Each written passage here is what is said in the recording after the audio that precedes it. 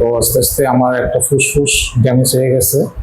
তো ডাক্তারের পরামর্শে ডাক্তার বলছিল যে এটা কিন্তু ইন্ডিয়ানে অপারেশন করার জন্য, তাইলে সবচেয়ে ভালো হতো, কিন্তু আমার ওইটা ইন্ডিয়া যাওয়া পসিবল হয় না আর্থিক সংকটের কারণে।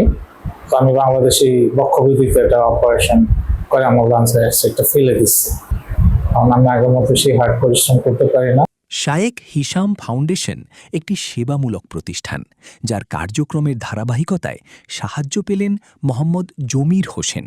আমার নাম মোহাম্মদ জমির হোসেন, আমি মধ্যবর্তী গছিয়াশিতে থাকি। আমাকে ফাউন্ডেশন থেকে 1 লক্ষ টাকা অনুদান দেওয়া হয়েছে। আপনি এই টাকাটা দিয়ে আমার চিকিৎসা বাবদ ওষুধ খাওয়া এবং বাড়িঘর ঠিক করানো এবং কিছু ঋণ আছে পরিশোধ করবো।